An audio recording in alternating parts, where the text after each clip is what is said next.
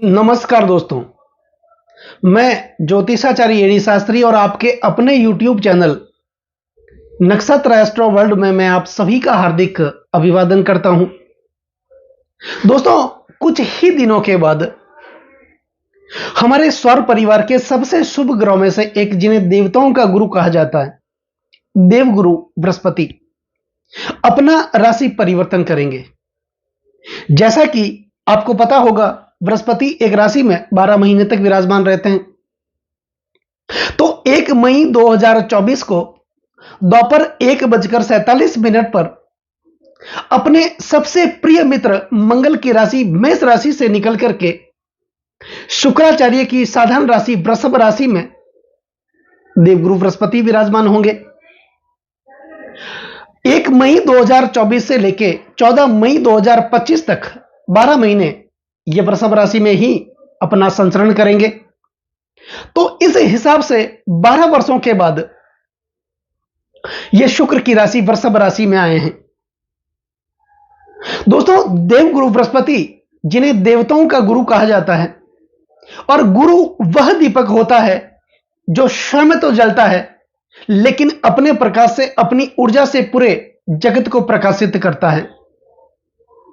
जब हम कितनी भी विपरीत परिस्थितियों का सामना कर रहे होते हैं, दुखों का सामना कर रहे होते हैं, पीड़ाओं का सामना कर रहे होते हैं, समस्याओं का सामना कर रहे होते हैं, तब हम गुरु की शरण में जाते हैं, क्योंकि गुरु में इतना सामर्थ्य होता है कि वो हमारी दिशा और दशा दोनों को बदल सकते हैं। तो मीन राशि वाले जातकों के लिए देवगुरु बृहस्पति तीसरे भाव में शुक्र की राशि वृषभ राशि में 12 महीने तक विराजमान रहेंगे। इन 12 महीनों में कुछ विशेष बदलाव भी होंगे। और वो क्या बदलाव होंगे? 9 अक्टूबर 2024 को देवगुरु बृहस्पति वक्री होंगे और 4 फरवरी 2025 तक अपनी वक्र अवस्था में रहेंगे और इसी दिन पुनः मार्गी होंगे। 4 फरवरी 2025 को ये मार्गी होंगे और 14 मई 2025 तक अपनी मार्गी अवस्था में रहेंगे। तो ऐसे में मीन राशि वाले जातकों के लिए ये कैसा फल प्रदान करेंगे? क्या करेंगे मीन राशि वाले जातकों के लिए देवगुरु बृहस्पति? यह आज जानेंगे और समझेंगे। दोस्तों, ये जो राशिफल है, ये जो ज्योतिष का कार्यक्रम है, आपकी जन्म की राशि चंद्र राशि पर आधारित है, लेकिन इस राशिफल को आप अपनी लग्न राशि और चंद्र राशि दोनों पर देखना है। क्योंकि अगर आपकी कुंडली में देवगुरु बृहस्पति उच्चस्थ होंगे, मित्र छत्री होंगे, अपने वर्गोत्तम में बली होंगे, या फिर केंद्र त्रिकोण के स्वामी बनकर के शुभ भाव में विराजमान होंगे, या फिर वर्तमान में देवगुरु बृहस्पति की दशा, अंतर्दशा या प्रत्यंतर दशा भी आपको चल रही होगी, निश्चित मानिए आपके जीवन में देवगुरु बृहस्पति बहुत बड़ा बदलाव, बहुत बड़ा परिवर्तन लेकर के आने वाले हैं। इसके विपरीत अगर आपकी जन्म कुंडली में देवगुरु बृहस्पति नीचस्थ होंगे, शत्रु छत्री होंगे, अस्तगत होंगे, या छठे, 8वें और 12वें भाव में विराजमान होंगे, इतना शुभ प्रभाव आपको देखने को नहीं मिलेगा। तो आप इस कार्यक्रम को, इस राशिफल को लग्न राशि और चंद्र राशि दोनों पर आपको देखना है। दोस्तों, देवगुरु बृहस्पति जिनके पास सबसे ज्यादा कारक तत्व हैं, बृहस्पति हमारे धन के कारक माने जाते हैं, बृहस्पति ज्ञान के कारक माने जाते हैं, सुख के कारक माने जाते हैं, समृद्धि के कारक माने जाते हैं, हमारी संतान के कारक माने जाते हैं, शिक्षा के कारक माने जाते हैं, धर्म और आध्यात्म के कारक माने जाते हैं, वैवाहिक सुख के कारक माने जाते हैं, दांपत्य जीवन के कारक माने जाते हैं, और विशेष हमारे संचित कर्म के कारक माने जाते हैं। संचित कर्म, जो कर्म हम करके आए हैं, जिन कर्मों का बैलेंस पड़ा है, उस कर्मों का हिसाब किताब, उस कर्मों का लेखा जोखा देवगुरु बृहस्पति अपने पास रखते हैं और उस संचित कर्म के कारण ही वर्तमान में हमारे भाग्य का निर्धारण देवगुरु बृहस्पति करते हैं। इसलिए देवगुरु बृहस्पति को 2 अलग से दृष्टियां दी गई हैं। हालांकि सभी ग्रहों को 3 दृष्टियां दी गई हैं। सभी ग्रह अपने से सप्तम भाव में दृष्टि करते हैं, क्योंकि सप्तम भाव पति पत्नी का होता है और हमारी निजी प्रॉपर्टी का होता है। हर व्यक्ति अपनी पत्नी की और अपनी निजी प्रॉपर्टी की सुरक्षा स्वयं रखता है, इसीलिए सब ग्रहों को यह दायित्व दिया गया है अपने से सप्तम भाव को देखने का। इसके अतिरिक्त देवगुरु बृहस्पति को दो और महत्वपूर्ण दृष्टियां दी गई हैं, पंचम दृष्टि और नवम दृष्टि। कालपुरुष की कुंडली को जब हम देखेंगे तो पंचम भाव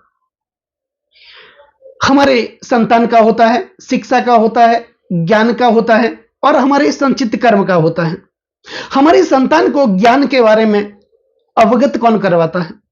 हमारी संतान को चरित्रवान कौन बनाता है? आचरण कौन देता है?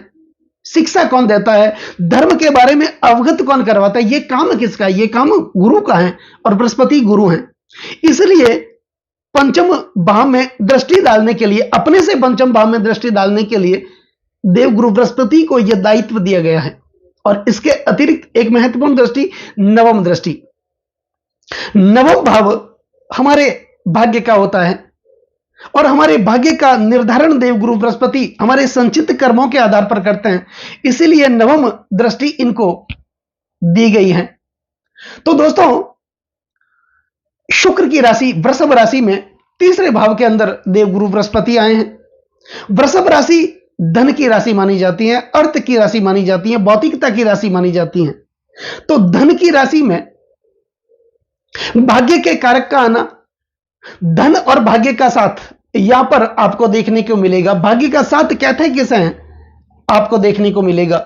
और शुक्र जो कि दैत्यों के गुरु माने जाते हैं और बृहस्पति देवताओं के गुरु माने जाते हैं, तो एक गुरु की राशि में दूसरे गुरु का आना जीवन में भाग्य में परिवर्तन लेकर के आने वाला है। आप इसे ऐसा समझ सकते हैं। तो यहां पर मीन राशि वाले जातकों के लिए बृहस्पति दसम भाव के स्वामी बनते हैं और लग्न भाव के स्वामी बनते हैं। भावम नियम के अनुसार, भाग्य से भाग्य का नियम, उसके अनुसार देखें तो दसम भाव से तीसरा भाव छठा होता है। तो बृहस्पति अपने भाव से छठे भाव में अपना संचरण करेंगे और एक राशि मीन राशि से तीसरे भाव में यह संचरण करेंगे। ऐसे में देवगुरु बृहस्पति तीसरे भाव में शुक्र की राशि वृषभ राशि में 12 महीने तक संचरण करेंगे।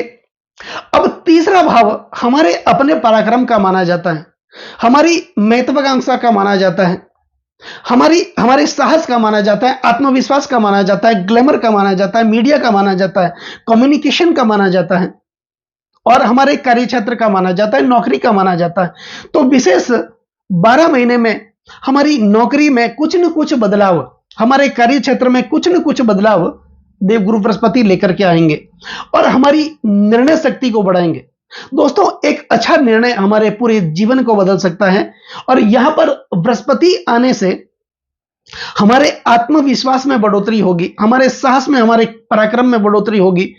उच्च अधिकारियों के साथ हमारा संपर्क बनेगा, राजनेताओं के साथ हमारा संपर्क बनेगा। जो राजनीति के फील्ड में उतरे हैं उनके लिए अच्छी स्थिति का निर्माण करेंगे, संपर्क बनेगा, अच्छे लोगों के साथ उठना बैठना होगा, पद प्रतिष्ठा मान सम्मान यश की प्राप्ति आपको देखने को मिलेगी। और कुल मिलाकर के जो कार्य आपका पहले रुका हुआ था, अटका हुआ था, आपके कर्मों का, आपके कार्यों का पूर्ण प्रतिफल आपको नहीं मिल रहा था, देवगुरु बृहस्पति के इस राशि परिवर्तन के साथ इस प्रकार की समस्याओं का अंत करेंगे देवगुरु बृहस्पति। अब दोस्तों, बृहस्पति जब आपके तीसरे भाव में विराजमान रहेंगे तो इनकी 3 दृष्टियां, जैसा कि मैंने आपको बताया है, यहां से इनकी पंचम दृष्टि जाएगी आपके सप्तम भाव पर। अब सप्तम भाव पति पत्नी का माना जाता है, वैवाहिक सुख का माना जाता है और विशेष करके यह भाव यौन संबंधों का प्रतिनिधित्व करता है, विवाह का माना जाता है। दसम से दसम होने के कारण आपके रोजगार का माना जाता है, आपके कार्य क्षेत्र का माना जाता है, आपकी उन्नति का माना जाता है, भागीदार का माना जाता है, पार्टनर का माना जाता है। तो यहां पर आपके रोजगार में कोई ना कोई नयापन लेकर के आएंगे, आपके कार्य क्षेत्र में कोई ना कोई नयापन लेकर के आएंगे, पति पत्नी के रिश्ते को मजबूत करेंगे, मधुरता उपलब्ध करवाएंगे और पति पत्नी के रिश्तों का जो प्रभाव है वो पूरे परिवार पर देखने को मिलता है। तो यहां पर आपके अंदर एक वाणी कुशलता देखी जाएगी, आप अपनी वाणी कुशलता के कारण कठिन से कठिन परिस्थितियों को भी अपने नियंत्रण में कर लेंगे और आपके परिवार के लोगों का साथ आपको मिलेगा, कुटुंब के लोगों का साथ आपको मिलेगा, बड़े भाइयों का साथ आपको मिलेगा, पिता का पूर्ण सहयोग आपको देखने को मिलेगा। इससे पहले क्या हो रहा था, आपके अपने परिवार के लोगों का साथ आपको नहीं मिल रहा था। आप जैसे जैसे आगे बढ़ रहे थे वैसे वैसे पीछे चले जाते, 10 कदम आगे बढ़ने की कोशिश कर रहे थे, 20 कदम वापस पीछे चले जा रहे थे। कर्ज के बोझ तले दिनों दिन आप दबे जा रहे थे, कर्जा उतरने का नाम ही नहीं ले रहा था। 10 रुपए का कर्ज आप उतारने की कोशिश कर रहे थे तो 20 रुपए का खर्च, अननेसेसरी खर्च आपके जीवन में बना ही हुआ था। ज्यादातर पैसे आपके हॉस्पिटल के खर्चों में, अनैतिक खर्चों में खर्च हो रहे थे। तो यहां पर इस प्रकार की कोई भी समस्याएं होंगी, देवगुरु बृहस्पति उस समस्याओं का अंत करेंगे। तो इनकी पंचम दृष्टि सप्तम भाव पर जा रही है। यहां से आप लंबी दूरी की कोई यात्रा कर सकते हैं, धार्मिक कोई यात्रा कर सकते हैं। और अब बृहस्पति की सप्तम जो दृष्टि है वो दृष्टि जा रही है आपके भाग्य स्थान में। तो भाग्य के कारक तो देवगुरु बृहस्पति स्वामी ही माने जाते हैं और भाग्य के कारक का भाग्य भाव पर दृष्टि डालना भाग्य की दृष्टि से बहुत अच्छी स्थिति का यह निर्माण करेंगे। पिता के साथ संबंध को मजबूत करेंगे। इससे पहले पिता के साथ वैचारिक वैमनस्य आपका चल रहा था, प्रत्यक्ष संपत्ति में किसी प्रकार का विवाद चल रहा था, कोर्ट कचहरियों के आप चक्कर काट रहे थे, अपनों का साथ आपको नहीं मिल रहा था, आपके कर्मों का पूर्ण प्रतिफल आपको नहीं मिल रहा था। इस प्रकार की समस्याओं का अंत करेंगे देवगुरु बृहस्पति, क्योंकि इनकी सप्तम दृष्टि आपके भाग्य स्थान पर देखने को मिलेगी। मंगल की राशि वृश्चिक राशि पर, मित्र ग्रह की राशि पर इनकी दृष्टि जा रही है और भाग्य भाव पर दृष्टि जा रही है। लंबी दूरी की यात्रा होगी और धार्मिक कार्य में आप हिस्सा लेंगे, मांगलिक कार्य में आप बढ़ चढ़कर हिस्सा लेंगे, जिसके कारण अच्छे लोगों के साथ संपर्क तो बनेगा ही, लेकिन उस कारण मान सम्मान, पद और प्रतिष्ठा की आपको प्राप्ति होगी। तो कुल मिलाकर के इनकी दृष्टि में अमृत पाया जाता है। जैसा कि मैंने कई वीडियो में बताया है, देवगुरु बृहस्पति जिस भाव में विराजमान होते हैं उस भाव को तो जागृत करते ही हैं, उस भाव के फल को तो बढ़ाते ही हैं, लेकिन इनकी दृष्टियों में अमृत पाया जाता है। ये जहां पर दृष्टि डालते हैं, जिस भाव पर दृष्टि डालते हैं, उस भाव को जागृत कर देते हैं, मृत भाव को भी ये जागृत कर देते हैं और उस भाव के फल को ये बढ़ा देते हैं।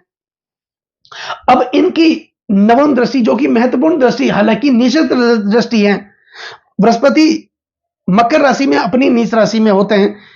यहां से नवम दृष्टि आपके एकादश भाव पर जा रही है। एकादश भाव लाभ का भाव माना जाता है, इनकम का भाव माना जाता है, प्रॉफिट का भाव माना जाता है, सपनों का भाव माना जाता है, इच्छाओं का भाव माना जाता है। तो निश्चित मानिए आपके सपने 12 महीने तक जो दबे हुए थे, रुके हुए थे, सपने पूरे नहीं होते, आपकी इच्छाएं पूरी नहीं हो रही थी, वो सपने, वो इच्छाएं आपकी पूरी होगी। आपकी आर्थिक स्थिति मजबूत होगी, दिनों दिन आप प्रगति करेंगे, आपकी स्थिति में और बहुत बड़ा बदलाव देखने को मिलेगा। तो कुल मिलाकर के आपकी आय में बढ़ोतरी होगी। धन का प्रभाव जो रुका हुआ था वो प्रभाव एक बार फिर से बढ़ना शुरू होगा और एक सामंजस्य देखने को मिलेगा आपके कार्य क्षेत्र में, आपकी नौकरी में। और सप्तम भाव पर पंचम दृष्टि जाने से अगर विवाह में किसी प्रकार की समस्याएं आ रही थी, सगाई में किसी प्रकार की समस्याएं आ रही थी, उस समस्याओं का अंत होगा और इन 12 महीनों में विवाह से संबंधित समस्याओं का अंत करेंगे देवगुरु बृहस्पति। सगाई नहीं हो रही तो सगाई होगी और सगाई हुई है तो वो विवाह में बहुत जल्दी कन्वर्ट हो जाएगी। दूसरी बात, जो प्रेमी युगल हैं, लंबे समय तक प्रेम संबंध में जुड़े हुए हैं और उनका विवाह नहीं हो रहा, वो विवाह, वो प्रेम शादी में बदलने के प्रबल योग देवगुरु बृहस्पति यहां पर आपके लिए उपलब्ध कराएंगे। तो कुल मिलाकर के मीन राशि वाले जातकों के लिए, क्योंकि आपकी राशि के स्वामी ही देवगुरु बृहस्पति बनते हैं, आपकी राशि के अधिपति ही देवगुरु बृहस्पति बनते हैं और लग्न के अनुसार इस कार्यक्रम को आप देख रहे हैं तो आपके लग्न के स्वामी देवगुरु बृहस्पति बनते हैं और इनका तीसरे भाव में शुक्र की राशि, धन की राशि, अर्थ की राशि में आना और इनकी दृष्टियां सप्तम भाव, नवम भाव और लाभ के भाव पर जाना आपके जीवन के परिवर्तन के लिए बहुत सहायक सिद्ध होने वाली है। तो इस बीच कुछ उपाय करने की भी आवश्यकता होगी। आवश्यकता तो क्या होगी, बृहस्पति को और भी ज्यादा प्रसन्न करने से इनकी और भी ज्यादा, गुरु की और भी ज्यादा कृपा को हम प्राप्त कर सकें। इसके लिए बृहस्पति के पौराणिक मंत्रों का आप नियमित जाप करें, उच्चारण करें। बृहस्पति के गायत्री मंत्रों का नियमित उच्चारण करें। हो सके तो गुरुवार का आप व्रत करें। हल्दी की 5 गांठें और थोड़ी सी चने की दाल लेकर के पीले रेशमी वस्त्र में बांध करके गुरुवार के दिन प्रातःकाल अपने शरीर पर 11 बार घुमा करके बहते हुए जल में आप प्रवाहित करें। घर से बाहर कोई भी मंगली कार्य, जो शुभ कार्य करने के लिए जब आप घर से बाहर निकलते हैं, अपने मस्तक पर, ललाट पर केसर और चंदन का तिलक लगाना आप नहीं भूलें। हो सके तो विष्णु सहस्त्र का पाठ करें, बृहस्पतिवार का व्रत करें। देवगुरु बृहस्पति की कृपा आप लोगों पर हमेशा बनी रहेगी। तो दोस्तों, कैसा लगा ये वीडियो? अगर ये वीडियो आपको अच्छा लगा हो, मेरा समझाना आपको अच्छा लगा हो, तो इस वीडियो को आप आगे से आगे शेयर जरूर करें। और यही शुभ मुहूर्त है बेल आइकन बटन को दबाने का, ताकि मेरे आने वाले और भी नई नई वीडियो के नोटिफिकेशन सीधे आप तक लोगों तक पहुंच सके। और अगर पहले आपने मेरे चैनल को सब्सक्राइब नहीं किया तो पहले आप चैनल को सब्सक्राइब कर लें। नमस्कार दोस्तों।